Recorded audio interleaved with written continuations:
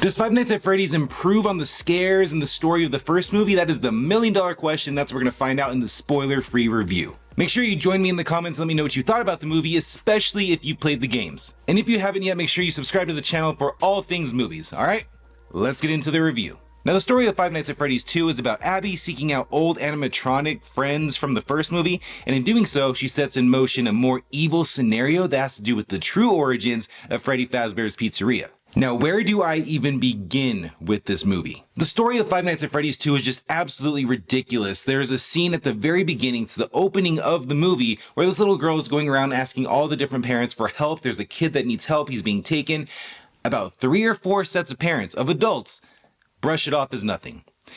First red flag of, okay, this movie's gonna be bad. Where that would never happen in a million years. That many parents that are just like whatever to this kid that's asking for help, pretty ridiculous. But that sets in motion the entire story of Five Nights at Freddy's 2, so that's initially where my issue started. And that kind of brings me into my next issue with this movie, which is the characters. There's not a single character in this movie that I could genuinely care about and hope that they make it to the very end. I will say that Mike is the most likable because he makes a lot of logical decisions, especially when it comes to Vanessa, which, not to give anything away, but there's a lot of, conversations in this movie where he makes a lot of great choices concerning her. And actually, this movie is more about Vanessa than anybody else, in my opinion. This thing goes really back into her childhood trauma with her dad and what she had to go through, which you got kind of hints at that, and we got an explanation in the first movie, but this one goes really deep into that. The only problem is, while that was very interesting with all the dynamics with her and her dad, it doesn't go anywhere with that. They give you flashbacks, they give you interactions, but they never fully commit to that idea, which I found way more interesting than what they actually do with Vanessa's character, what they do with the story, all of that stuff. So I saw something that I was really liking in this movie, and they go in the completely opposite direction. But my main issue with this movie, as far as the characters go, was Abby. This is no shade to the actress who plays Abby. This is about the character Abby herself. She is a complete and utter she's just a plot device for this movie. She makes awful decisions, ones that make absolutely no sense. She wants friends. She wants to go and see these animatronics that really kind of traumatized her and her brother in the first movie. She wants to go back and see them so desperately.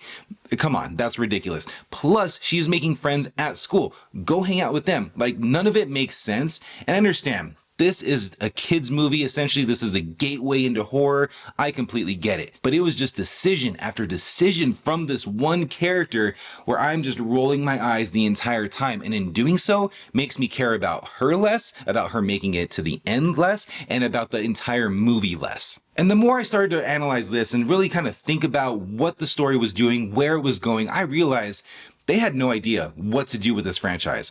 How do you branch off from what happened in the first one to move on into the second? For me, this was not the way to go. It looked like they had no ideas and they just kind of threw whatever at the wall, knowing that fans of this franchise will come and see it and enjoy themselves no matter what. And that's not me.